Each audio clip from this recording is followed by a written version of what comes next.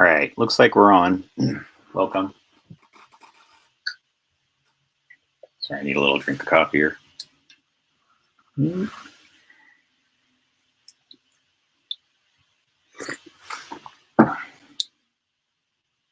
All right. Well, I'm going to be trying out a new camera tonight um, to do this presentation. So forgive me if there's some glitches here and there, or I'm a little bit slow on it. But I want to get right into the material. And maybe a good way to do that, just to give people time to join, since I haven't done a live stream in a little while, but and I want there to be people to sort of understand it from start to finish. But let me switch to the other camera. I'm going to show you what I got going on here. Let's see here, camera. So I've got this new camera, and it does some cool things. Like, let's see, I might be able to do a quick test here.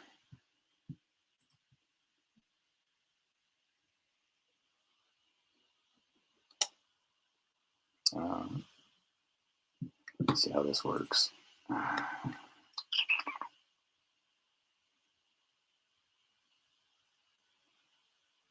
Yeah. So I'm probably not going to use this mode. I'll probably go back to the other one the more I think about it. But I was going to do one. Hang on really quick.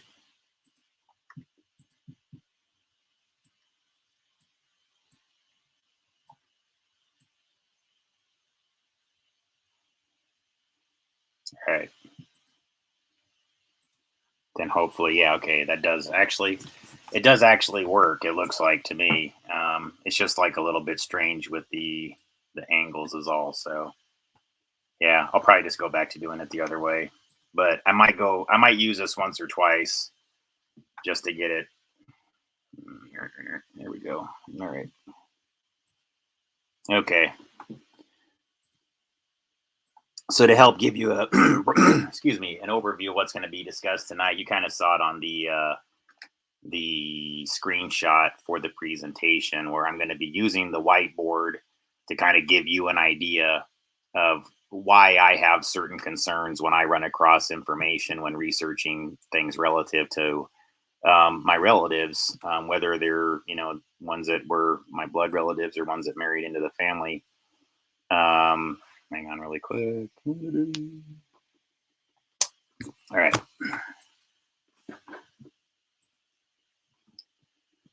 Cool.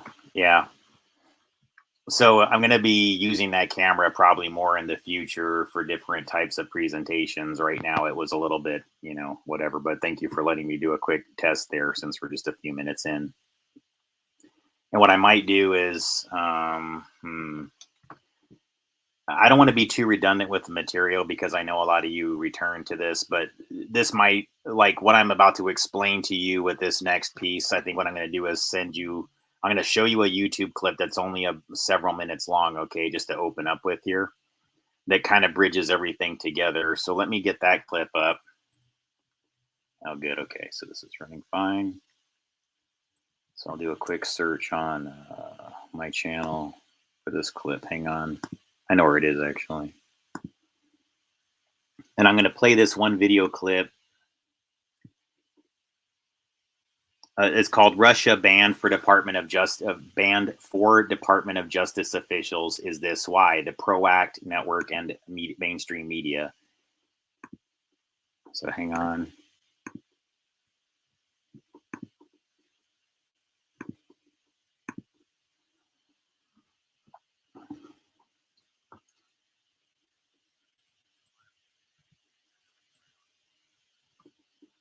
All right. It's kind of made me disgusted with the mainstream media personally. I can't really.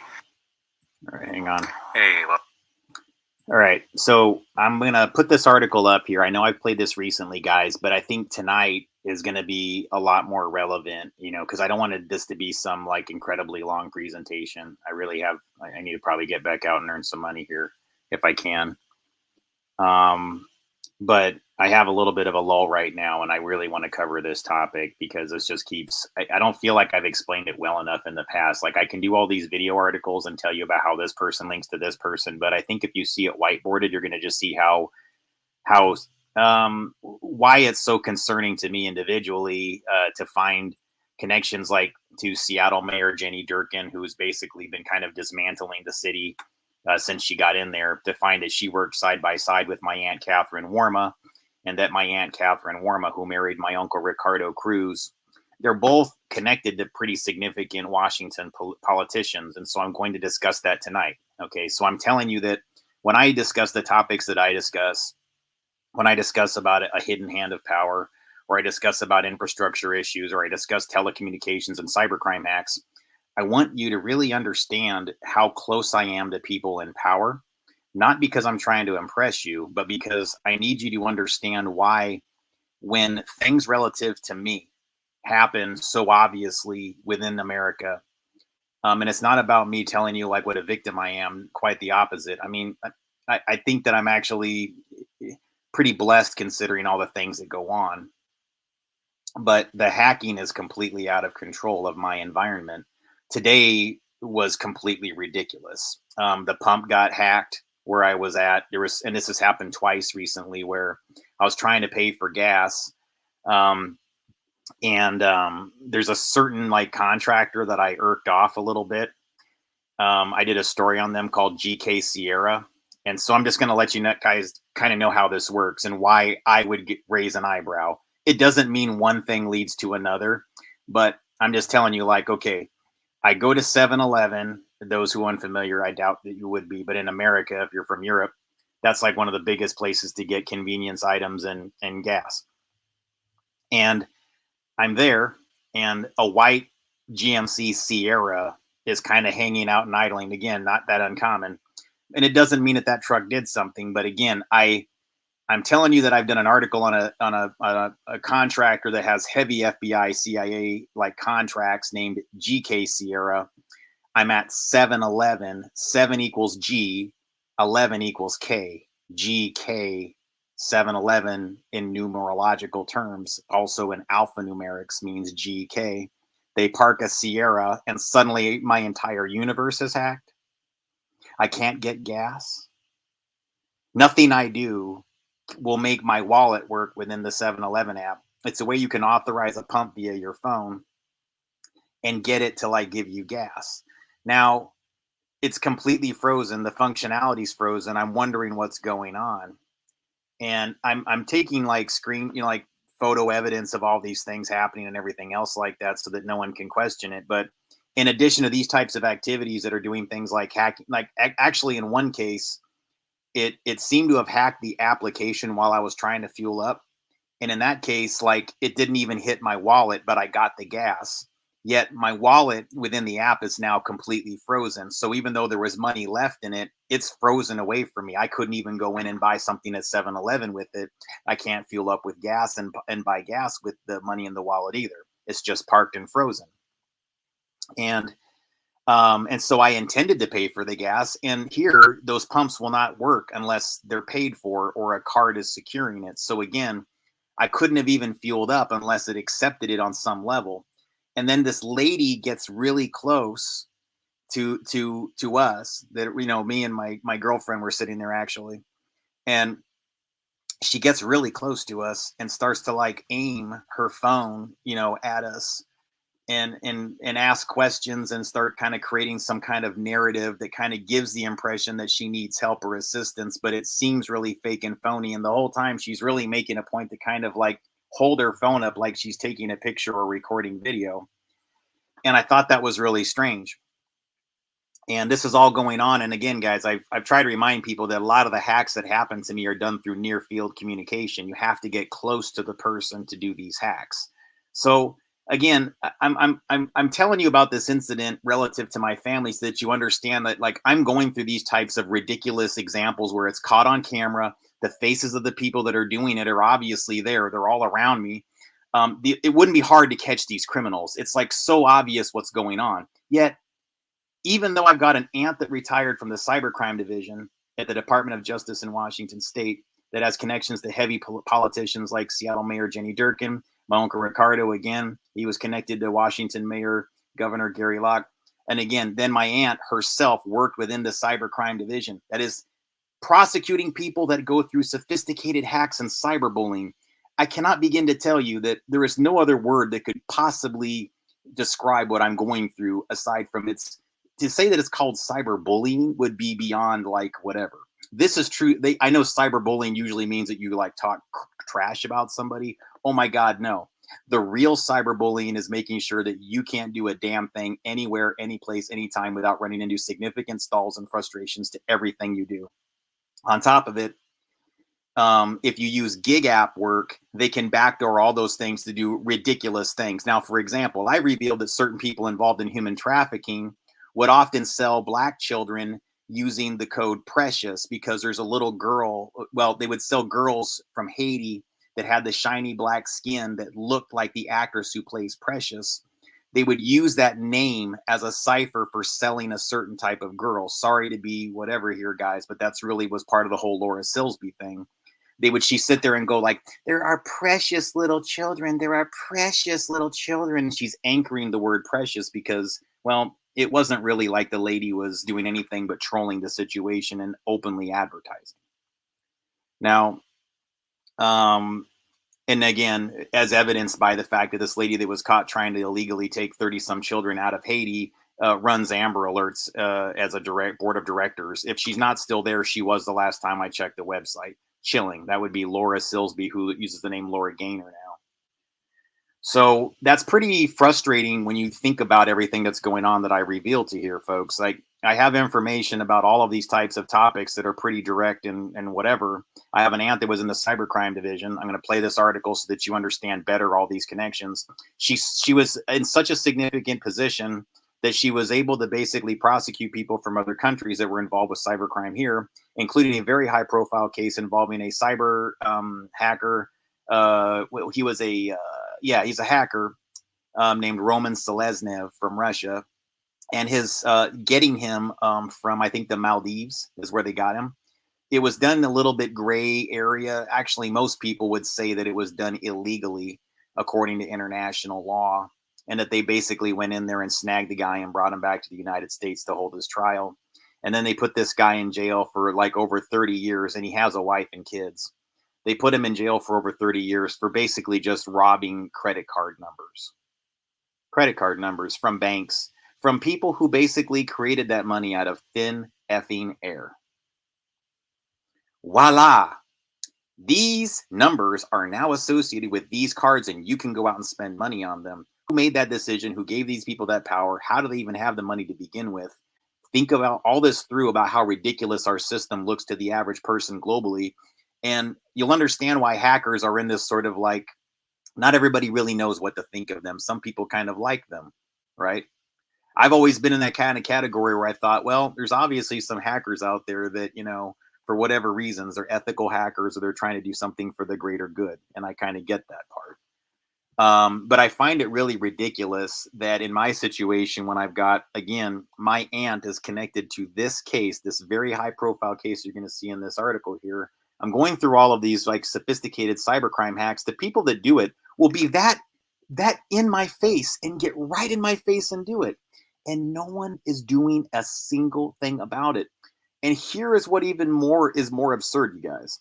I have now gone from Washington to Oregon to California to Nevada to, oh my God, how many different places here? I was in Atlanta, Georgia for a while. I was in, oh my God, I've been in so many different places. Now I'm on the East Coast. Riddle me this, Riddler. How the hell is this happening when I'm this close to the brightest and most intelligent people within U.S. intelligence services with the FBI pretty much just down the street? How the hell is it happening? How the hell have I gotten this many people's attention, including the Nevada FBI, the Portland, Oregon Bureau, and the Las Vegas Bureau, not only having a personal discussion with somebody at the Portland FBI Bureau, but also doing news articles, stories, reporting opinion pieces, if you want to call them, but there's facts in them as well. I did one or two in front of, actually, I did a couple of them in front of the Portland FBI Bureau, on top of having a personal discussion with them there. After those experiences, I kind of learned that having direct conversations with the FBI does not really do much. And at first, I thought they might be intimidated by the mafia that has significant control over a lot of their infrastructure. But now I think that if they are scared, then they're kind of willing participants. And what I really see the FBI now as is protection for criminal cartels and thugs and gangsters. And moreover, they're not just protection; they are managing them. I think what the FBI has learned to do is become one of them. They're just another criminal organization that has learned, much like a big corporate, like global multimedia, whatever you want to say, like AOL absorbs Time Warner and Time Warner absorbs whoever, AT&T absorbs, you know, oh, I can't remember that. Like all these different companies, T-Mobile takes over Sprint. I mean, everything's absorbing the other company. Big fish eat the little one, right? When it comes to companies. And so I think what you have with the FBI now is they're the ones who are the purveyors effectively of the crime, which is why the one thing that we all know is going on American soil that they're absolutely not addressing, except for in the most ridiculously insignificant ways, is electromagnetic warfare, rogue electronic warfare, shocking and tasing people to steer them off the road. Nothing's being done about it. Nothing is being done about these people running x-ray guns on people in their homes and on the road. The FBI will not investigate them. Well, they did allegedly investigate one case that looks to me like a complete LARP top down. So they'll at least acknowledge that x-ray guns that are mobile in vans happen. They just won't investigate one that's this close to them in their face, where I can basically just deliver all the information to them. And they're just minutes away from me right now.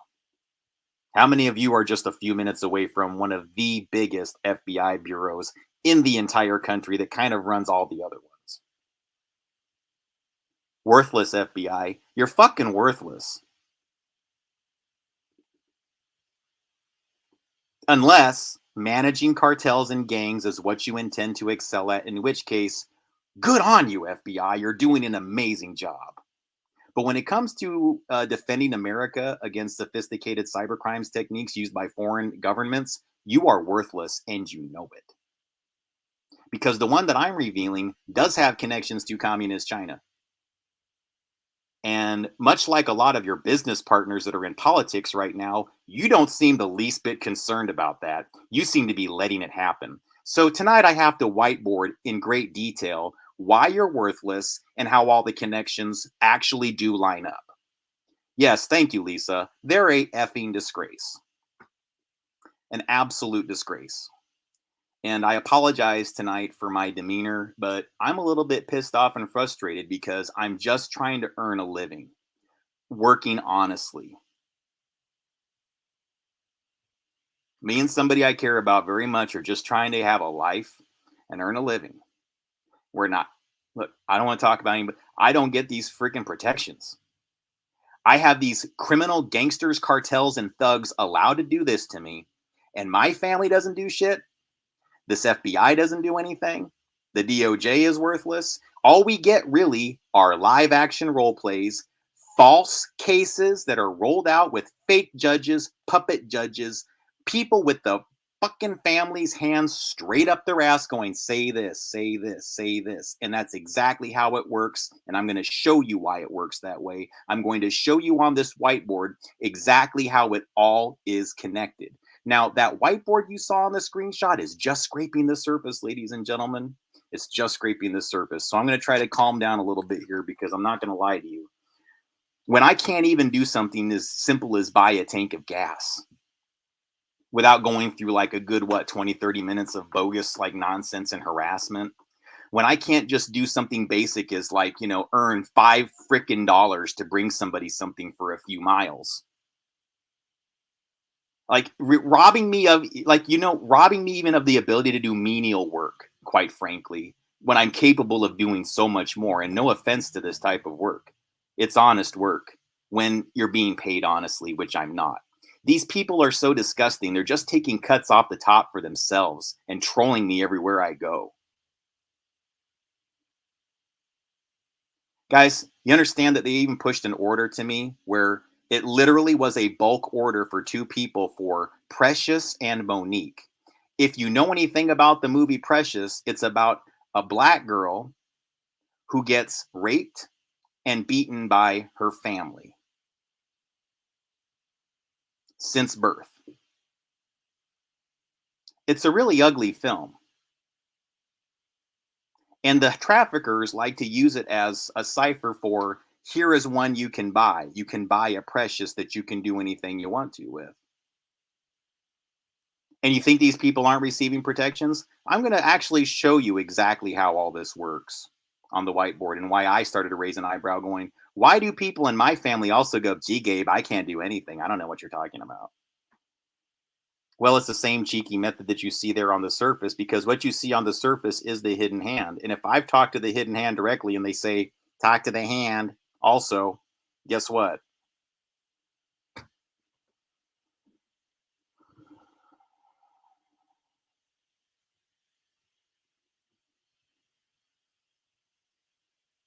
I'm just, you guys, I'm, ladies and gentlemen,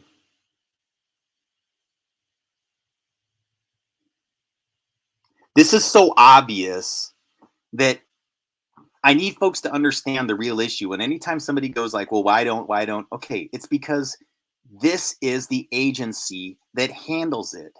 They are toxic top down.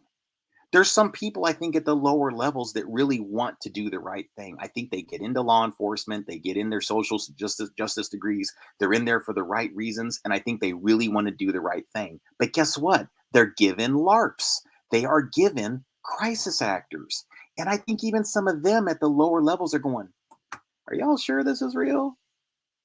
I want you to know at the lower levels, you are going to be the upper levels in the future, okay? Just question it, please. Will you please question it?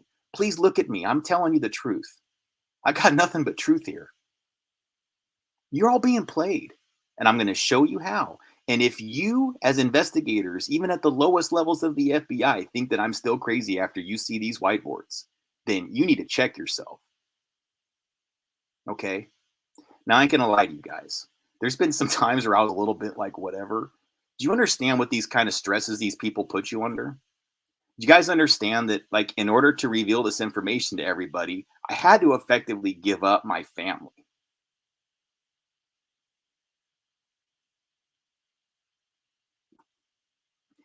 And what they've done now is try to remind me that if I try to turn my back on all of this and create a family of my own, they're going to destroy it all top down. And if you think I will tolerate that, you are deadly wrong. This information will be known.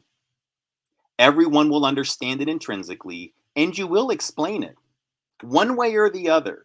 Someone is going to make you explain this, because you can't just keep sitting around there like, oh, you guys, he just draws loose associations. No, no, no, not after tonight. I'm going to make sure that nobody calls these things loose associations. You will never be able to call these things loose. Oh, you know, he draws parallels. No, no, there's too many of them, you guys. There are way too many now. And the fact that I'm going through what I'm going through, and you're all sitting at, I don't know. I don't know how that works. You don't know how that works? You're in the cybercrime division and you don't know how this works? Are you serious? You don't know how this works? No, you're playing dumb. You're playing dumb up here so you can do things in your dumbs down there. Your DUMBs. Your DUMBs. It's all about what you're doing underground and what you're hiding. And you know it.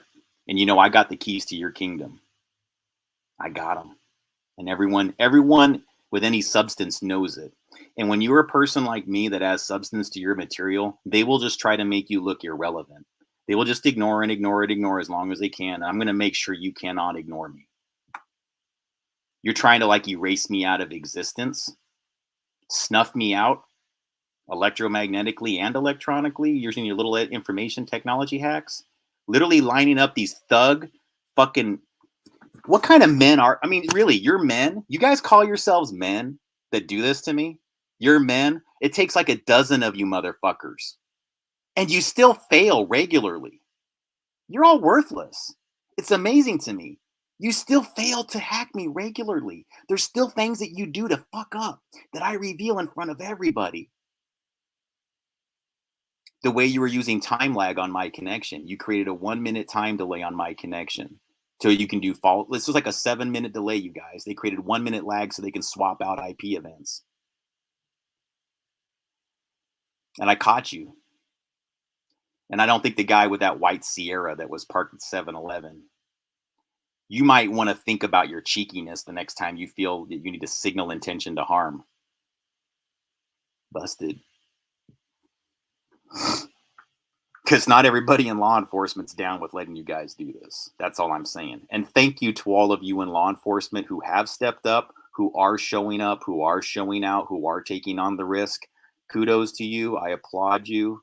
You know, I really do try to find that balance, you guys, because look, I've had just as many people turn. We have to reward and recognize the people that are doing the right thing all the time. I don't think everybody in law enforcement's worthless. I don't think everybody at the federal bureau is worthless. But you're in a system that has set you up to be ineffective and worthless. And if you don't want to be ineffective and worthless, then this is the information to pay attention to. Okay?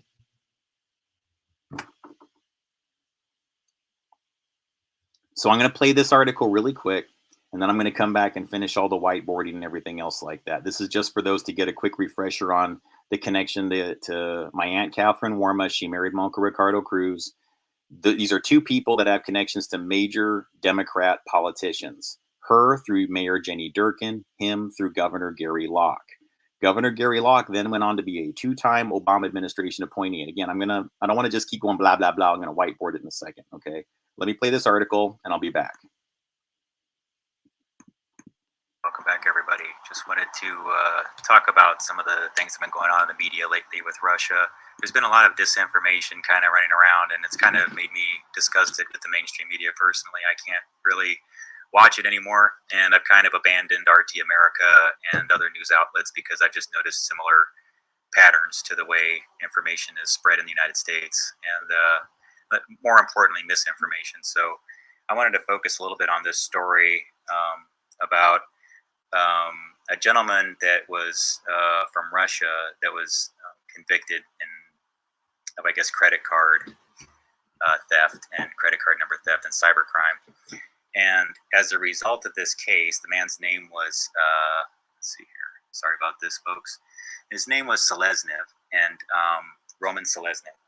And when this happened, the response after the Department of Justice did this was that Russia responded by blacklisting some U.S. Department of Justice officials by the names of Ethan Ray Aronson, Catherine Warma, Norman Barbosa, and Charles Seth Wilkinson. Full disclosure, I do know one of these people in my experience, so I just wanted to be open about that. Because really what I'd like to do here is because I do have an affection for Russia, and I do care about our country also. And I do know that it's in the best interests of our country to get along with Russia and to have a harmonious relationship with the rest of the world. So if I see something that may have involved, maybe somebody potentially that I'm close to where I can maybe respond as a mediator, I want to make sure that I do that. So just playing, trying to be fair to Russia here and just trying to help our country understand what I'm trying to do here is a little bit just to play. I'm not going to say, well, I'm just trying to say, let's look at it from their perspective. What would they be thinking if they saw some of the data that I found? Okay. So in reviewing what was going on here, I found a company called ProAct. And what ProAct does is crisis assault actor training or crisis actor training. So if you're not familiar with what that is, a crisis actor is basically a person that will be like in emergency situations. They're there to sort of, pretend to be one of the victims or whatever, and play along with the ambulances and everything like that, so they can do like a simulation. Okay, and so I kind of noticed that, that same last name of the person that I know was attached to some of these companies, and so I started saying, how would Russia perceive what was going on with our mainstream media right now, knowing that there were connections to the Department of Justice, this person's name. and a company that trains actors, to do scenarios and mimic things in public. And so, I just wanted to offer that out there to people on all sides, let them know that if I can be a mediator in this and have a discussion with people on all sides to maybe find out what's going on here a little bit to see if there's some concerns that need to be addressed so that we can have a good relationship again. I think that would be very valuable. I think it would also help smooth over the relationship between the media, our president, because I may not agree with Trump, and I don't really necessarily like his policies and things like that. But the one thing I do respect is he's trying to have a good relationship with Russia, and I think that there may be some things going on with the mainstream media that are trying to prevent that from happening. So really, all I'm trying to do is just try to get everybody to kind of put down their swords a little bit, because some people are very skilled at disinformation, and some people are very wealthy. Some people have a lot of exploits into certain groups and can manipulate perceptions from afar. And so I just want to make sure that we're being fair to everybody in all these scenarios, and we're addressing these problems appropriately. So as I was, researching that, I kind of did kind of track them down to California. And so I just want to be open about that too, folks, because I do know a lot of people that view this material are aware of me and, people that I know and that are connected to my family. So I just want to be transparent with folks and make sure that they understand that I'm not trying to, conceal anything, but at the same time, I'm also trying to respect it. People have to live their lives too. So, but since these are all things that are offered as public services and publicly available businesses and everything like that, I'm not advertising here. I'm not trying to promote any services. I'm not going to say that they're good or bad. I'm just trying to say that if you are Russia and you are viewing all the names attached to this case from the outside, knowing what you know about some of the things that I've discussed up until now, especially involving wordplay, you might be concerned if you are Russia, and you might be concerned rightfully, I think. So this is really just to say that I would like to be a mediator in any discussion, and maybe help bridge the gap informationally between these groups. And if I can do that, I would like to.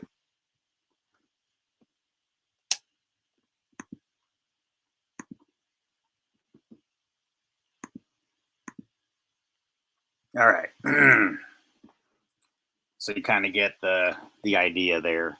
And so while that was playing, I put on some slides to have there on the sidelines too, that you could see there, that that kind of connect Jenny Durkin and Catherine Warma, and I'm going to add those back on here. So I just kind of switched between the tabs on the browser there that I was using to show the video clip while my narration ran in the background. That way, those of you who are already familiar with that material won't get too much redundancy with the audio alone. You'll at least get some fresh visuals with the material to kind of show you that, guys, I'm not just saying this, okay? I want you to think about it. One of the guys that I spent the most time around, aside from my father, aside within my family, my extended family, was my uncle Ricardo. It wasn't very many of us that were raised in the Northwest. Most of my father's family were from Southern California. And so the relatives of mine, it was very few of us that were up in the Northwest, and my uncle Ricardo is one of them. And so since childhood, he was almost like having like a second father around. I was close to him. I felt very connected to him, actually. I did. I don't know what to say about it, you guys. It's a confusing thing when you love somebody your whole life, and then all of these things happen that make you have this huge question mark, and you don't even know what to say anymore. Because I don't know what to say, because the actions and activities of these people that I should be able to love and want to, because when you love somebody since childhood, feeling like you can't, it actually does kind of take something out of me spiritually, and I shouldn't let it, and maybe I should let that feeling pass, but it's disappointing, and I desperately don't want the things that I'm learning are likely true to be true. It just hurts, but it's the truth. It's what I'm finding, and I don't think anybody else is going to talk about it. And the time that I tried to get information from anybody in my family, they were evasive and sometimes very I would get either like one case, I pretty much once I pushed an issue enough, I got effectively told that I can't really return. And the problem is within my family, they will try to paint these narratives amongst my other relatives as me being some type of horrible, aggressive person who talks bad things about my family and is talking negatively about my whole family, and I'm not. I need you guys to understand this. Like, this was extremely painful to find these things and to have really feeling like there's no outlet through which I can discuss it. I think, if anything, what I would like to do is, no matter what the truth or fiction is in this thing, I would like this information, whatever happens to it in the future, at least to set a template for how we can achieve the truth, how we can learn what is or isn't in a way that's hopefully does it. Look, I've been trying to do it as responsibly as I can, you guys, but when things are really going for the jugular with the way you're trying to start your life or restart it, as it were. I mean, I was trying to get like a fresh start here, and I know there's a little bit of rope a dope going on with the bad guys, and I'm not blind to that. I know you have to let them kind of step into the trap, otherwise they won't convict themselves. They won't do the things that'll make it possible to catch them. And I'm the kind of person that they really want to do things to. And it's too tempting for them not to want to. And I understand that's a role that I've taken on gladly in the past. Maybe not gladly. But once I understood that I had a unique role in solving this problem, I didn't mind allowing certain things to go on around me, in the sake that, for the sake of catching them, thinking that it would be um, they were doing the long play, I guess you could say, or the long game, whatever you want to say it was. Um, but guys, and I am a person that's used to working on things long term that are like, I used to design cell towers and work on projects that could take a couple years just from start to finish. So I'm used to things not happening overnight. You can't just wave a magic wand and expect something to occur. But I still have to ask myself what's really going on here. And I know that we have significant changes to make in this country, but I'm wondering what's going to be the tipping point. Is it this? I hope it is.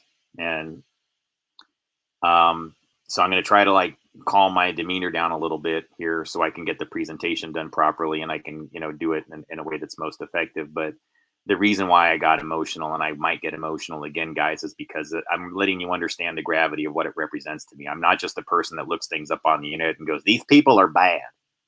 It's not who I am. And it took me a long time to process this and understand it. I released it. And yeah, it just made my life more nightmarish. And I really thought that there would be more done from the sidelines, and it wouldn't just be me and some core group of people that were keeping an eye on me. I thought there would be more people who would demonstrate like courage and the will to change things. I think that a lot of people were hoping for that there would be just more guts, that there would be more of that guts and glory kind of ideology in America still, that there would be some people that would rise to the occasion. And that they would say, like, yeah, you know what, that bothers me, and I do want to do something about it, but I want to do it right. I want to do it the right way. I don't want to do it sloppy. I don't want to be like these goofs out here. No, we're going to do this correctly. We're going to do things by the book. We're going to do things legally and lawfully, and we can accomplish all of our goals and means doing things by the book. We really can. You have to learn how to use the mechanisms that they've used to reverse the reversals that they've done. Nearly everything that they're doing within their work is creating reversals of perception in us. It's literally that they've learned everything about deception through looking at the negative of a photograph before it's developed into a color photograph. And that they take information at a near similar precision and create what, like you would look at with a color photograph. If that's reality, they know how to create that negative image of all of the data sets and then reprocess the mirror as, you see what I'm saying? Like, well, maybe I can use my camera and get all fancy on you. Hang on here. I want you to kind of get what I'm saying. What they do with information is like this. They would take all of this information and they would seek to do this. They they take all of the same words, and it is what you're looking at. Everything I revealed to you here still is what it is. None of this has changed. This is still the information, but now it's obviously a mirror of reality. And what I'm telling you is they take all of the truth in everything that they're trying to change. If it's a criminal cartel they want to take over, then those people will not go to jail. They'll just take all the information, throw it in the gumbo, and spit it back out as this scrambled mess that you see in what is a mainstream media story, that when it outputs to your brain, you become so used to this mirror that you accept this mirror as the same as the truth.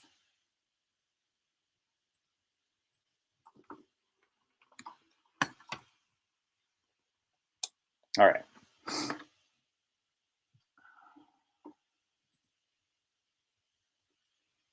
So I'll get back to the whiteboard in a second. Actually, let's just do the whiteboard here. Let's not even whatever, okay? All right. So before I do the whiteboard, let's talk about like the web. Let's use some of the presentation materials that I have loaded up here to show you the connection. Now, again, the way this works is my uncle is Ricardo Cruz. I can actually show you public articles that say that he's married to Catherine Warma if you don't want to take my word for it, but he is my blood uncle. He would be the brother of my father. Okay, Rudy. And then he married Catherine after he divorced his first wife. Okay. And so the interesting part is that she has maintained her maiden name, and does not use the Cruz name professionally or otherwise, or even in a hyphenated sense. She's maintained her name as Warma, which just makes it more confusing to people researching it from the outside looking in. You won't find her ever saying that she's like Catherine Warma Cruz. It just doesn't show up anywhere. She's always just Warma. And even her child, she had one of her kids, her son took on her name as instead of his father's. So that's, again, they do things that are a little bit like that, and it makes it a little bit difficult to locate records and know who's actually who. On a side note, speaking of what I just told you, you may, and take note of this, want to look deeper into the director, Sebastian Silva. Because again, this is a guy that's doing all kinds of very occulted film work that involves these perception mirrors. If you watch them, you'll see what I'm talking about. He's allegedly Peruvian, and so they try to use that as an excuse to why his movies seem kind of abstract and weird. No, they're very occult. They're using all of these flowers of life. They literally sometimes, in one of the movies called Magic, they literally use one of these flowers of life things that I've done in my energetics presentations, and have the main character, who's played by the director, Sebastian Silva, one of them, just stare at it for no reason. That's like one of the scenes in the movie. I mean, and again, guys, keep in mind, Silva is in the family name. Cruz Silva created Ricardo Cruz. Okay.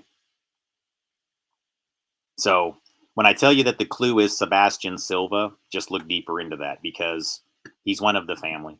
And I don't care. There's going to be no public record that'll ever say he's related to us, but he is. Just telling you, in my opinion. Okay. Now, yeah, thank you for saying that. I'm glad you did actually, Lisa, because that it'll turn things upside down.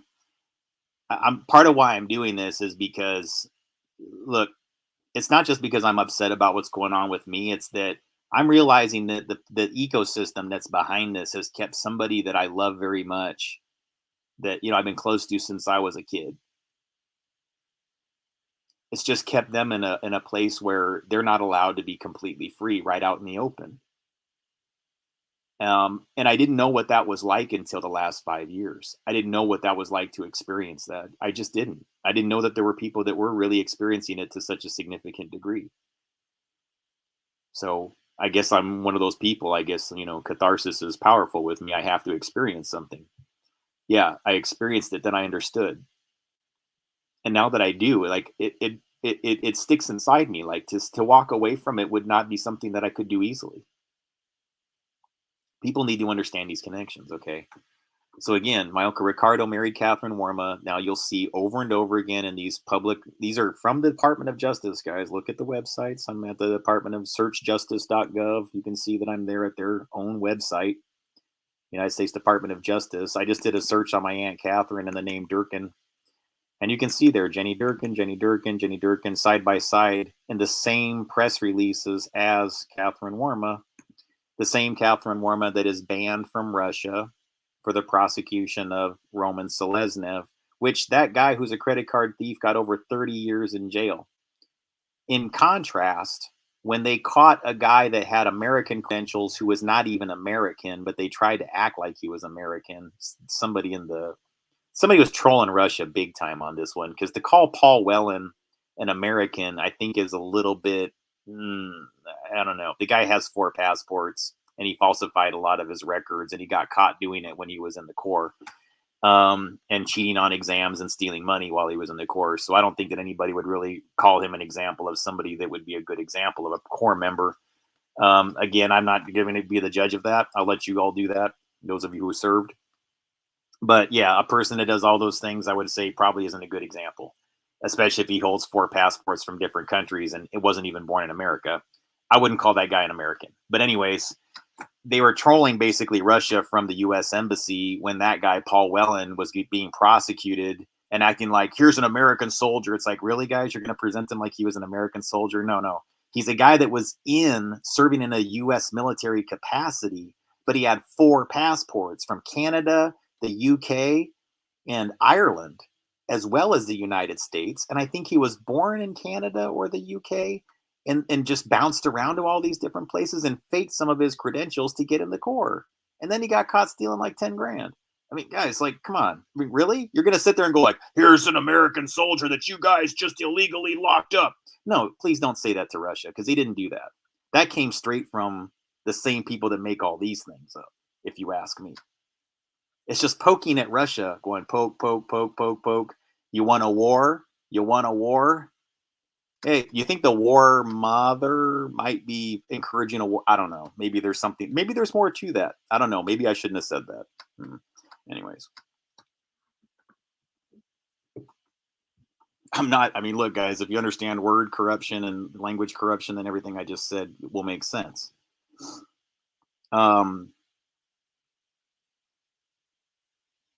But you find this Jenny Durkin name next to my Aunt Catherine Warma. All right. So again, this is a person that I'll be straight up with you guys. It was back in 2000, around 2010, I think.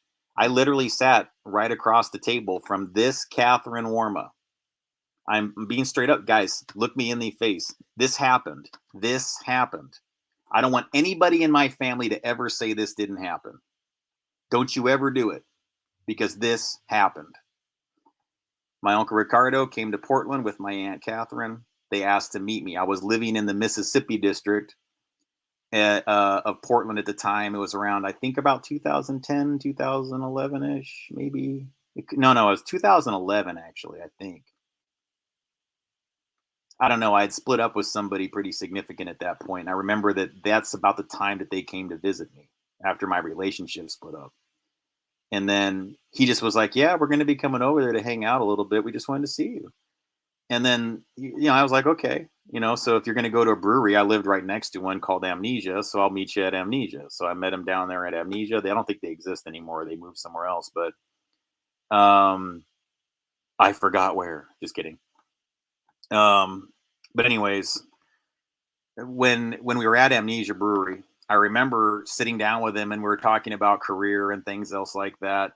And I remember my uncle said to me, she just said it like this while my Aunt Catherine just kind of sat, not saying anything to me. It's almost like he was doing it for her. I don't know if that's true or not. That's just my assumption. And again, maybe I'm wrong and maybe I'm right. I don't know. And I don't even know why they asked me this, except maybe they were trying to make me one of these, like the same as the low level FBI people chasing after nothing. But he said, how would you feel about a job busting cyber criminals? Or how would you like to bust cyber criminals?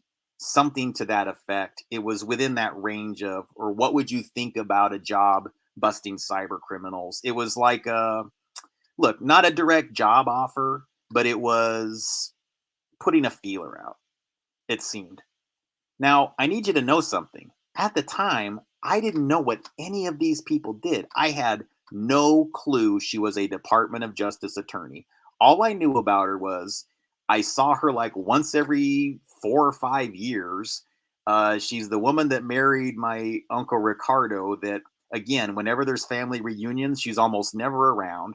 Whenever there's an event with the family, he's there, but she's not. So again, I just got used to like thinking of her as like kind of a relative, but not really that close of one. Like I barely even ever talked to her until that moment. I think I said more words to her that day, face to face, than I had my entire life. On that afternoon, I just went to a couple breweries with them. And it seemed like that was what the feeler was to see if I was interested in doing it. And probably the worst thing in the world I could have done was say, honestly, I don't think that I would be a good fit for work like that, because I tend to be sympathetic to people that are within the class of hackers that release information. I'm more sympathetic to people that do it for ethical reasons or do ethical hacking. And I would never want to be put into a position where I would be required to either go after people like that I would actually admire or respect what they did, because it would be, look, when the system fails, there has to be other mechanisms through which to release information in a responsible way as a whistleblower that'll actually help preserve and the stability of our country and America and our infrastructure relative to financial transactions, especially because right now it's all doped, you guys. The backdoors to these networks are so horrendously doped to where, like, I'm doing gig app work and they can push, knowing that I've done articles on this whole Monique and Precious thing. They can literally send me to places where they tag the orders under false names, or maybe they actually found a person named Monique and a person named Precious. I guess it's possible. And put them in a bundled back-to-back group. And I have evidence. They did this. That's like poking at me, stealing money from the work that I'm doing. Like I know that they're always shaving some off and keeping it for themselves, but on top of it, reminding me that they've established a sort of backdoor into these food economies and these ways of transactions to make orders for HTC TCP type activities and conceal it all via those same transactions and a mirrored internet. There's like a mirror of the internet where they just create a mirror of everything that goes on here, and they can swap the data sets out very easily using georeferencing methods, especially georeferencing methods. That's the thing that I've been exposed to the most over the last couple years. And only now in the last year or so have I really understood why their georeferencing is so important. Like what you call the targeting program, oftentimes. I hate saying that word, so don't ever repeat it after I just said that, please. But that thing, don't say the whole term. It's a big misnomer. It's a big disinformation organ harvesting thing, number one. But the part that is hardly ever discussed is what's being done with the financial transactions. And that is the lagging and the stalling. I would say, especially like for me, they do it because they know they can basically cause me enormous amounts of problems, late fees, and things like that, because I don't have a lot of money. And so I tend to go from thing to thing a little bit, guys. And that's just how things work. And so for me, it's just making it to where everything I try to do, like, if I have to try 2 or 3 different cards at a pump, they know that they can make it freeze that money for like artificially for like a week or a few days, and I can't access it. It's things like that they'll do to a person like me, right? But if you're rich or you're wealthy or you're at least, I would say, middle class to upper middle class, the methods they do to me probably barely affect you, but you probably observed, if you've seen weirdness around you, like people just getting close to you and doing weird things to get in your personal space and always having their cell phone nearby. I am telling you, they are lagging and stalling your transactions. They're doing things to swap and mirror your transactions, and they probably have people assigned to you to do it, especially if you've got money. Okay. I found this out, especially the last few days when they did this 7-Eleven thing to me. I really get it now. Like I saw it, how like everything just pieced together so clearly. And I'm going to do a whiteboard on that hack soon. I want to piece together more of it in my mind and actually so I can flesh it out here properly. But I haven't even got to the whiteboard yet. Let me do that. Okay. So let me get to that now. So you see Jenny Durkin, you see Catherine Warma. So let's get to the whiteboard. Let me switch here. All right.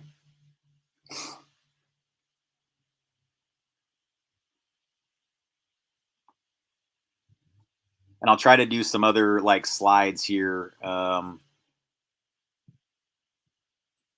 right. Let's see.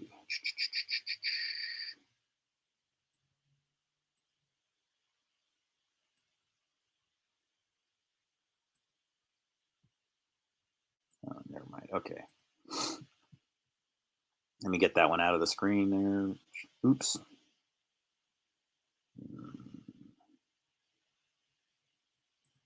There we go. Okay. Sorry about that.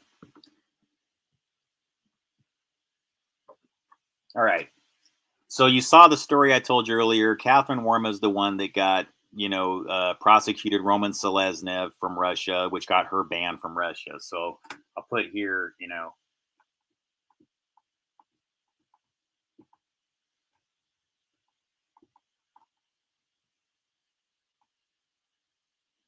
okay. And this is all like the Washington State connection. Okay.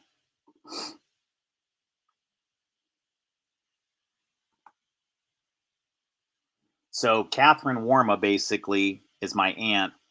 She's the one that works side by side with Jenny Durkin, I guess, on some cases relative to cybercrime in Seattle, Washington. So think about it, guys. I'm experiencing cybercrime, issues and everything else like that. Here you got whatever. Yeah, by the way, somebody said wrong answer. I guess you're right. I probably shouldn't have said that. In hindsight, it was probably one of the dumbest things I've ever done. But yeah, again, that kind of shows you my level of honesty, though. Like even in a situation like that where I would have been better off lying or saying something more politically correct, I still said the truth. And again, here I am, like having to go through all this crap as a result.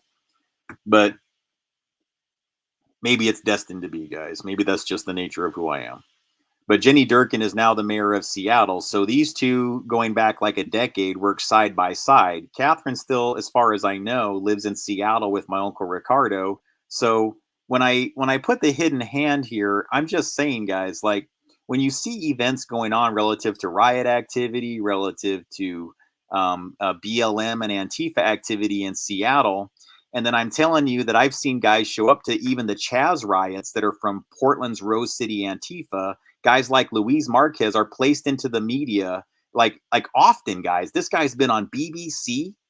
I mean, British broadcasting. Luis Marquez from little old Rose City, Portland, Antifa. No, you've got to be heavy into the bloodline families to ever make it on BBC. Are you kidding me?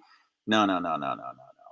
So what happened is, if you look up the footage for Chaz, and after the BLM and the Antifa riots, you're going to see this guy Luis Marquez being heavily featured, going like, "Hey, when all you people, you're all going to college, but people with my color skin, we're going to jail, and that's not fair."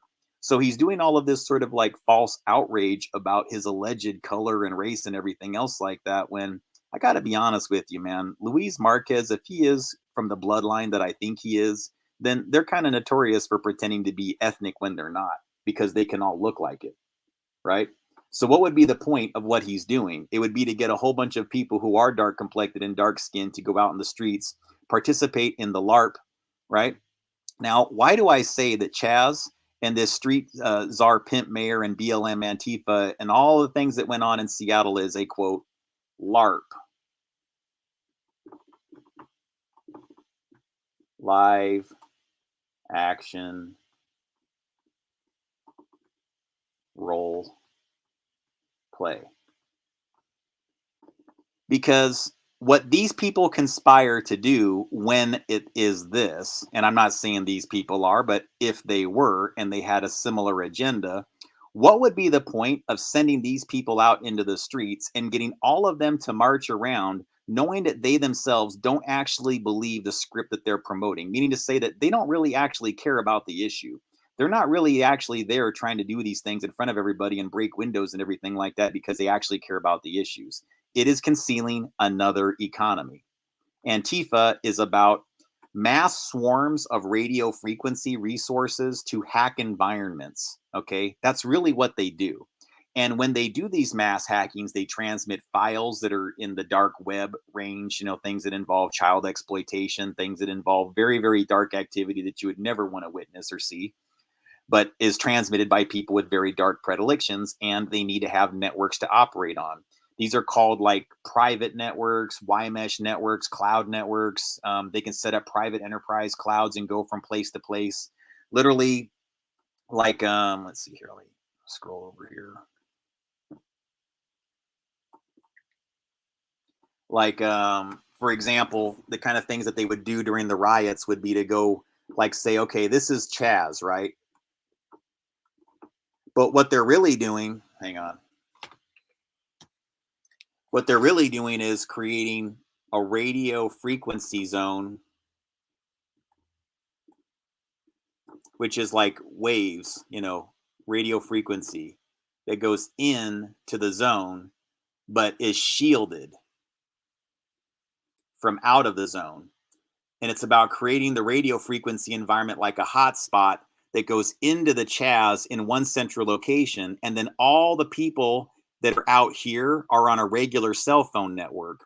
But once they go into Chaz, now they're into the BlackBerry Enterprise server network where they can do anything that they want to. They can transmit CP, things involving exploitation. They can do the financial transactions. They can buy and sell children and other people. All the things that were done like that were done in Chaz. It's just a way to basically make the whole economy out in the open. So when you see them do things ridiculous, like appoint a pimp to be the street czar of Seattle, and that Jenny Durkin is the one that made that decision and that she was partnered with Catherine Warma, let's look deeper into that connection. All right, because once you get past that, Catherine Warma now has PROACT.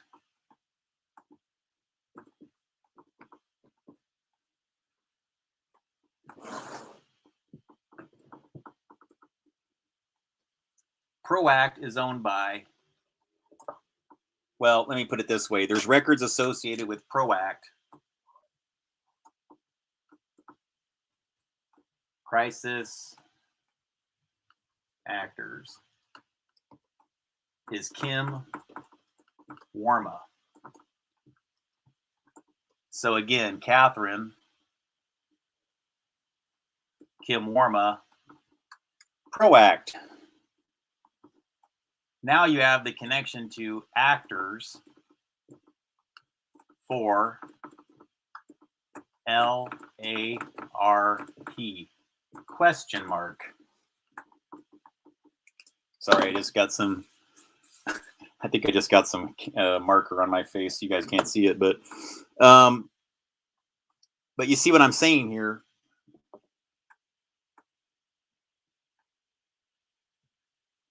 Now you have the whole PROACT crisis actor assault training program connected to Catherine Warma via Kim Warma, who is now buddies with Jenny Durkin via their relationship at the Department of Justice, right? So Catherine, Jenny, DOJ.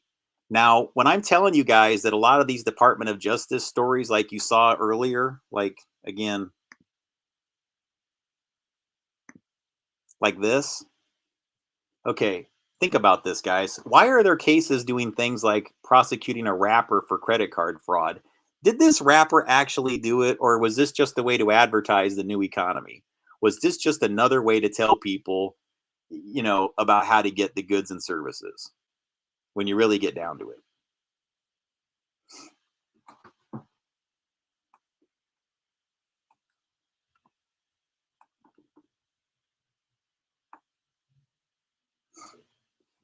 Hopefully everybody can still hear me. If you can't, let me know, because I'm kind of switching between cameras and I'm not sure how the audio always transfers between one to the other. But anyways, Oops, hang on. All right. So back to this. So when you think about it, folks, you can kind of see how I got a little bit concerned when I see all the data lined up. I'm looking into this footage of the riots last year. I'm looking at Chaz. I see a guy that looks like he could be a cousin of mine or a relative that's at the front of it getting major press coverage. Okay. And then he looks like the side of the family that looks a little bit like Leon Oskin. In fact, if you put Luis Marquez's photo next to Leon Oskin's photo, I think you would agree that there's at least a pretty good possibility that that's father and son or grandfather and grandson somehow. He really, really looks like him. And I'm just telling you that because I also have relatives that look quite a bit like Leon Oskin. Now, again, Leon Oskin has a name that is a lot like Wizard of Oz, and then kin is family, the family that creates Oz. We're all in their Oz, you guys. The family that creates Oz. Who are they? Luis Marquez is probably not even his real name. No, QEs. They make a Q. The mark Q. They create a Q. Okay. A hit target is also called that. Just so you understand, guys. I promise you, I'm not doing anything coded. Please don't go there. I'm letting you understand that that's like another name for it. Lou, ice, LEU is low enriched uranium. Ice it also means a hit target. So ice and mark, IS-MARQ, are saying the same thing. He ices marks, if his name means what I think it does. An Iceman is a hitman. A hitman calls his targets marks. They use LEU, which is low enriched uranium, to do information system hacks, IS hacking. Okay. Guys, it's all inside the name. And there's a reason why Luis Marquez is like the Grinch that stole Christmas at every single protest. And he's always going, get away from there, get away from there, get away from there. You know why? Luis is the Grinch. This is where Luis is, right? And he's got to make sure that none of the wrong cell phones get anywhere in this area inside Chaz. He's the IS. So, sorry, I'm screwing this up. I'm making it look really messy. LEUIS. You know why? Because they do this via underground hacks. RF source. So literally, this could be just like a hatch. Sorry, that's a zodiac symbol. I didn't mean to do that, guys. But like, like sorry, like that. Like a grate. There we go. Let's make it more like that. Sorry. Like the grates that you find there from the sewer. They can pump from the underground the radio frequency up here to where they create a hot spot that just goes to a limited area inside these Chaz zones. They call the people that go in there chuds.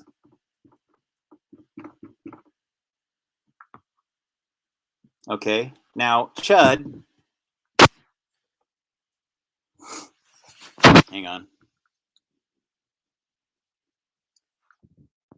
are the underground hackers,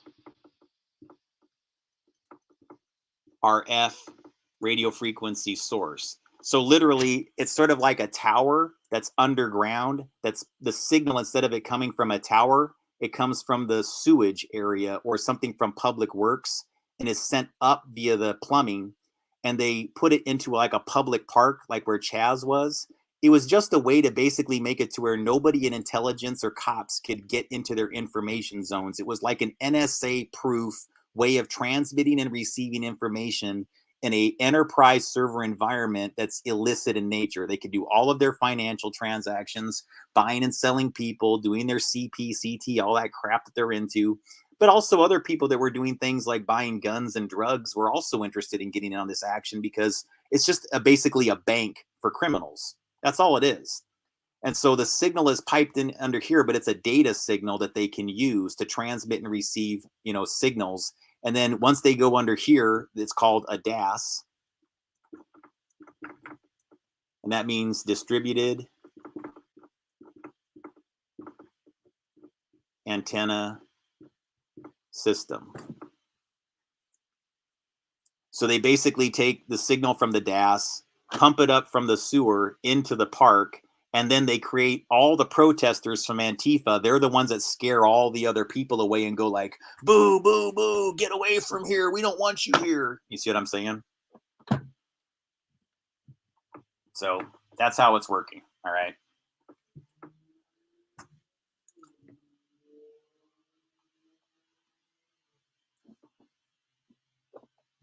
I think I can set this thing up to do. Hang on.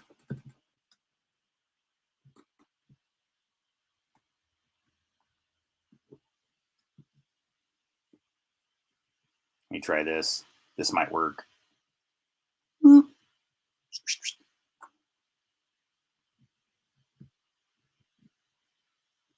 Okay, that works for me.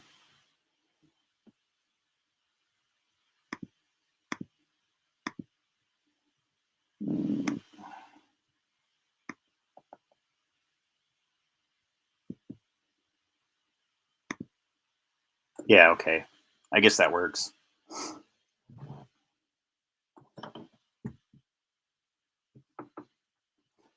Does that make sense though? I hope it does.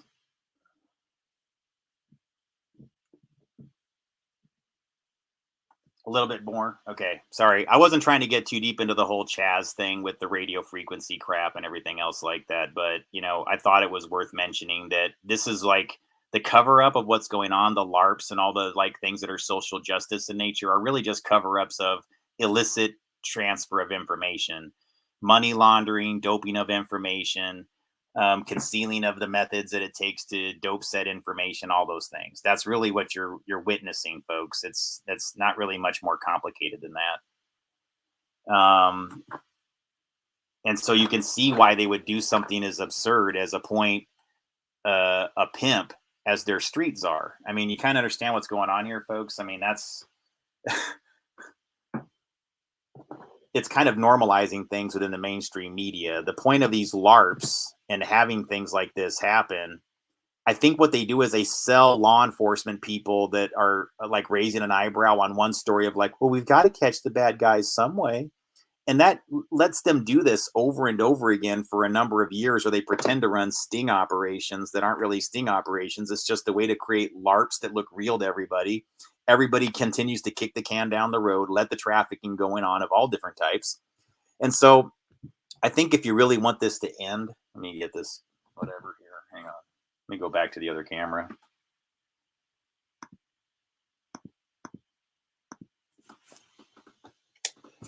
And so I think if you really want this to sort of like begin to end a little bit, you're going to have to just ask yourself, like what is the sort of allowable sin? Because you're not going to be able to really put a ring.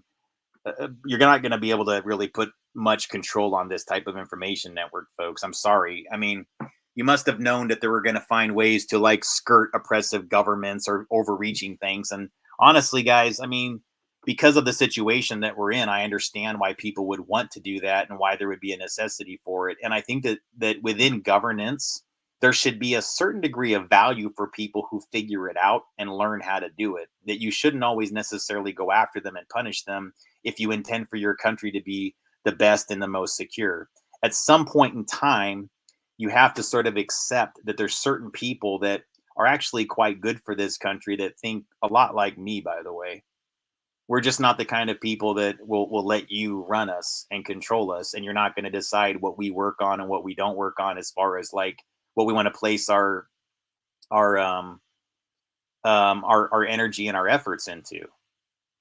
What I mean to say is like there's a group of people out there. Well, again, there's been a lot of talk about like people that are resisting vaccinations, and so you'll probably see like some of the other people that are doing YouTube material, and as well as the people that are following the COVID issue a little bit more closely, like quite a few people resisting vaccinations. And then the way they hear within the United States, they're actually starting to send letters of intent to discharge, of all people, the United States Marine Corps, members of the United States Marine Corps who refuse to get vaccinated or don't want to get additional shots. And that's pretty sinister. I think once you have something like that going on, you have to, at a defense level, you must give this another review and not just follow orders. You're making a big mistake, because if you're not noticing lately, they're starting to attribute things that are more consistent with the vaccinations to, do you have atrial fibrillation? Do you have a numbness in this limb or what? No, no. These are things they're doing to people. These are conditions that they're giving people and then encouraging to go see a doctor right away. So they can eventually just put something in your mouth and say, oh, you got it too. No, they gave it to you in many cases. It's still bizarre to me that in all my travels and in all the ways that I've been basically on this many, you know what lists for many people, I've never caught this. If I have, it was not of any significance. So what's going on? They want people, they're controlling information to such a degree, you guys. If you don't understand the connections I just showed you on that whiteboard into how they potentially manufacture these narratives and what it's concealing. Because people would say, like, Gabe, why are they doing it? What reason would they have to do it? That's so ridiculous what you're saying. Like, that's so elaborate. Why would they do it? What are you serious? This is information control relative to money. Why wouldn't they do it? Why would there not be somebody doing this? And how is it that the FBI has never had any cases at this level ever revealed? Like somebody going after like towers and tower technology like this? Nowhere, you guys. Nowhere. Because it is an inside job. It is being allowed to happen. And there are people that are coordinating it and letting it happen. I have proven it. So where do we go from here, folks? Because I'm going to go into even another whiteboard here in a second, so you can see even more connections. Does this convince you, though? Hopefully within the audience, feel free to send me feedback. Those of you who are on the fence at all, do you at least understand now that when I explain to you things involving live action role plays, crisis actors, and false flags, that a person of my who has this type of relationships, I guess you could say, to these people would know more than average about these topics relative to faking events, news stories, false flags, and what are called live action role play events. All right. So once you understand everything I just told you pretty clearly, the DOJ connection between Jenny Durkin and my Aunt Catherine. All right. The Riverside shooting that happened back in, I think, 2015, 2016 timeframe. I had a cousin that was in that building while it happened. Let's keep going, you guys. Then the Obama administration, which was in office when all this happened, that's when Governor Gary Locke was appointed to both Secretary of Commerce as well as the ambassador to China. Ambassador to China. And that was the guy that appointed my uncle Ricardo, who was married to Catherine, to the Seattle School District. Now I'm going to get into that. Okay. But at least I'm saying, can we agree? And this is, you can either feel free to pitch in if you want to, as far as like conversation, that's fine. If you don't worry about it. But I'm just saying, ask yourself, those of you who have ever been on the fence, can you at least agree now that I've kind of showed you everything, like that I know a little bit more than average about the technology hacks, air interface things like I just explained to you guys would be very challenging for the average person to even get what I'm saying. Meaning to say that your cell phone is usually broadcast from a tower. But what these people can do is create hot spots that are just pumped in from like a central spot in a park or from the grates underground, from underground infrastructure, because the pathways to pass the information are down there from point to point. And they can do that on what are called distributed antenna systems. And they can create links as long as 9 miles over fiber optic from one location to another, even to fake GPS coordinates. Seriously, guys. They have systems set up, and the reason I know this is because I learned it could happen through trying to help a customer get GPS coordinates in a very challenging location. It was out back in the Portland area. I was assigned to a project where they asked me if I would go out there and install a GPS like signal repeater that like basically repeated fiber optic lengths to where you could mimic the GPS link, because it boosts the signal between that GPS like puck that's like a passive thing, it'll boost, I guess, the link over fiber optic between where you place that GPS puck all the way back to where it's plugged in. So literally, you can take that device, plug it into a building like in one area, and then through this distributed antenna system hack, mimic or falsify GPS coordinates. Now, why would anybody do that? Why would there be a value to it? There's all sorts of reasons and all sorts of whatever that you can go into, but it really is all about fooling investigators, fooling the feds, fooling the people at the NSA. And again, I'm not always opposed to them, quote, getting fooled. What I'm telling you is that this system is so aggressively on overdrive with there being a wild, wild west of information and nobody having any real protections because too many insiders are making a profit from it themselves because they all get a cut. They have no financial interest in ratting anybody out because you know what's going to happen to the people that rat the others out? It's going to be weaponized on them. So they've learned just to shut the F up and let it happen because at least when that's going on, they can at least get their share and they're left alone. Look, I think that that's kind of nutless, but whatever. I mean, fine. But, you know, I get it. That's okay. I get the people that go that are in that sort of whatever. But see, that's the problem. There's too many people that are in that position where they're just not saying something when they can. All right. So let me get back to the whiteboard.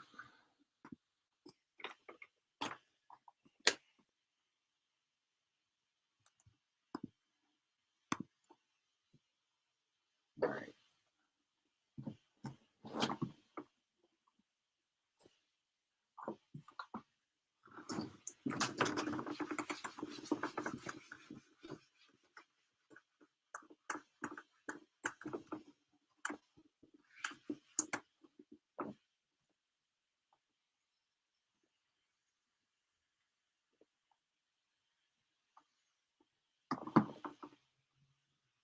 All right. Now we have, so Governor Gary, oops, why did I do that backwards? Sorry. Sorry, I don't have my glasses on.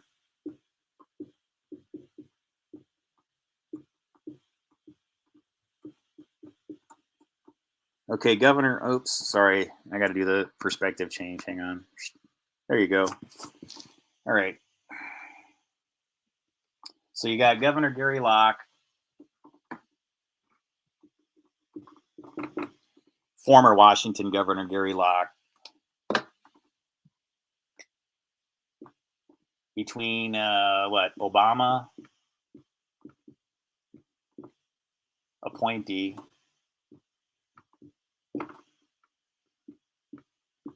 Secretary of Commerce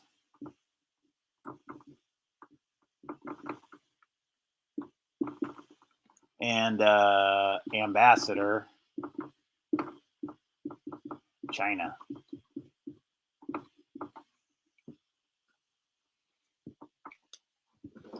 So Governor Gary Locke is the one that appointed Ricardo Cruz to Seattle School District. Okay, now since then, there were scandals connected to him.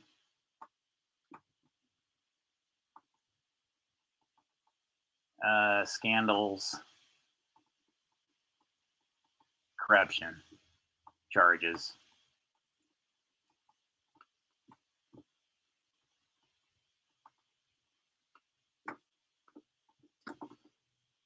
Okay. So remember Ricardo Cruz, Catherine Warma.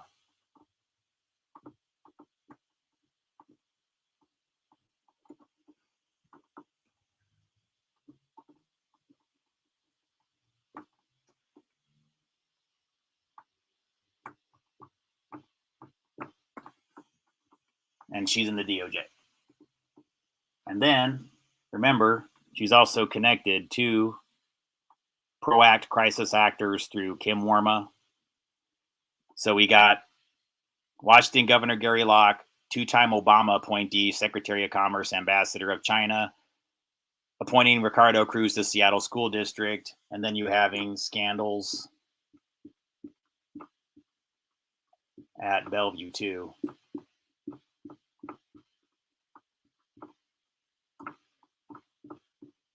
Now, this is where it gets a little bit ugly, frankly. Oh, sorry, guys.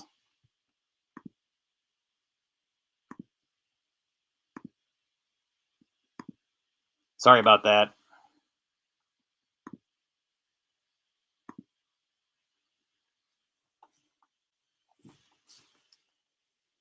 Sorry, guys. I screwed up on the whatever. So there is everything. So you see Washington Governor Gary Locke.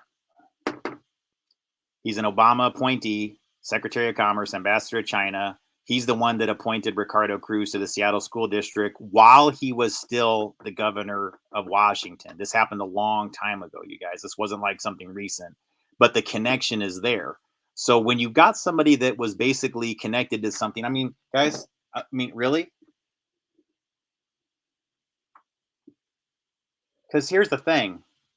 I look at the decisions going on with Jenny Durkin in Seattle, and I'm thinking, I don't know, man. That looks a lot like something that would seem like it would be consistent with the values of other people, maybe, or a shared value system. And then I look at things that go on relative to the Obama administration. I kind of go, well, quite a few of my family almost felt like Obama was like their guy.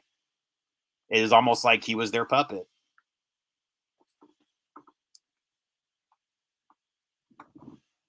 And so, again, that's all I'm saying is like who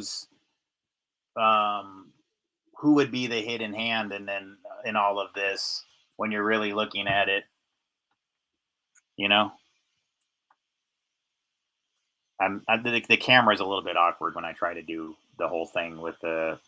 It takes me too long, but you see what I'm saying here, guys? Like, what's the tipping point with this information where you like who would be the group at this point once I've shown you how everything connects together, and you realize that you have to bring any significant case that involves, cybercrime at a federal level, you have to take it to the Federal Bureau of Investigation, who then takes it to the Department of Justice, who then, I'm showing you, like with these cases, you're kind of looking at them all going, a guy named Scruton, a guy named, the names of these people and the numbers that are used in the stories, you're like, this all feels like another false narrative.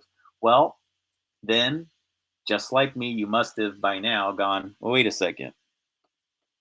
If it all feels fake and you're close to the people that have the same values as people who are faking it, and they're also connected to a team of crisis actors because Catherine Warma is related to Kim Warma, who has pro-actor, crisis actor. And by the way, guys, look it up. Kim Warma, if you look up Kim Warma space pro-act, guys, why should I even, let's just do this. Hang on.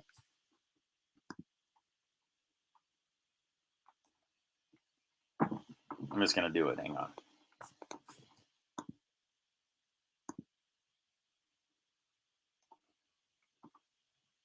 All right. Sorry.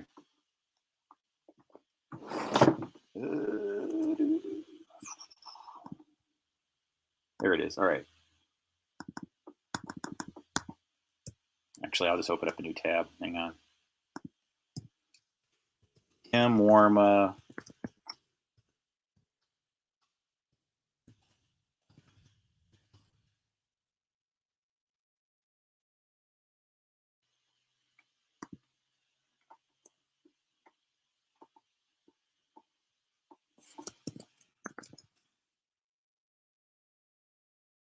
The Oakland Unified School District and the Mount Diablo Unified School District are among those that work with ProAct, a company founded in 1975 by Paul Smith, a psychologist. Hang on. The program's methods are largely based on Mr. Smith's graduate-level psychology work more than 30 years ago, said Kim Warma, ProAct co-owner. Kim Warma, ProAct's co-owner. Guys, and I have the records that show that Kim Warma is related to Catherine Warma. So if you can see that the ease of how do I say it, like the ease of faking something when you have a connection like that is, it's too easy to do. To me it seems like when you're in a certain role within public service that you would do everything that humanly possible to avoid any sort of even sense that there could be a potential conflict of interest. And the thing that I've heard over and over again from people complaining about my Uncle Ricardo and my Aunt Catherine is that they're flagrant about the way that they basically thumb their nose at actual justice processes while basically creating a fictional narrative for others. People are actually saying that. There's people out there that have approached me or had material out there that was accusatory or whatever that I had some contact with. And yeah, they're saying that this is like aggressive, it's brute force. They come after you with everything that they have, that nobody will touch them, nobody will go after them, and that it's very frustrating to have to whatever. So, guys, I'm not saying this to like draw more fear over it. I'm asking that if there's so many people that know this exists within Seattle, and there's this connection to the mayor, and there's all this destabilization that's going on, that's chasing your police away and making it to where it's a very unsafe place to walk. And I can promise you guys, Seattle before, it was probably one of the most clean, sanitized places you could ever visit. I visited it. I don't like Seattle, but it was a pretty easy to get around in place. No, not since they took over. And let's take a look at Portland. I used to live in Portland. I lived there quite a bit, and I spent a lot of time downtown. I used to be able to go to pretty much any neighborhood in Portland and walk anywhere that I pleased. And honestly, today I probably still would, but I would prepare for it. And before, I would not do that. I would actually go anywhere, anytime without even thinking twice about it. It was an extremely safe place to live. And now homicides have gone up like 8 or 900%. That's what this type of leadership, which is puppet leadership. So who is the hidden hand if it's always my family that's next to these people? And every time I'm next to them, they're watching MSNBC 24 hours a day and saying, like, well, Donald Trump's the worst person in the world. I can't stand all these Republicans and conservatives. And it kind of feels like that's what all the narratives are designed to do nowadays, is kind of go after conservatives and Republicans and people who have that perspective. And I ask myself why that is. And if you have an agenda that's more consistent with, I don't know, commerce, doing commerce with China, then, I don't know, maybe America's success, maybe you wouldn't see the success of America as your actual priority. You might actually, if that was the way that you were getting control over power and infrastructure, was through puppet politicians, if that were what was happening, who are oftentimes crisis actors placed into those positions. And so, geez, when I'm noticing that a lot of politicians are just crisis actors placed into these positions and they get voted and everything into office, a lot of them aren't using the names they were born with. They have falsified credentials. It kind of makes you wonder who's really running things now, because there's an enormous number of these crisis actors that are in political positions or in controlling agencies or whatever. And they really are just crisis actors. And there's quite a few people that are actually in criminal cartels that are controlling them as either kingpins or dons, or I guess you could say director level, regional directors of crime, that are really just crisis actors that are managing everything and pretending to be one thing in the public media using other actors, when a lot of times it's just somebody from the suburbs that's running everything. Truth. Truth.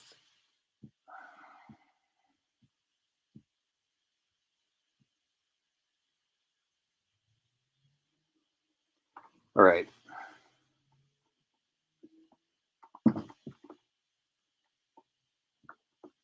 So I think I'm going to leave it at that tonight, guys. I think I'm done.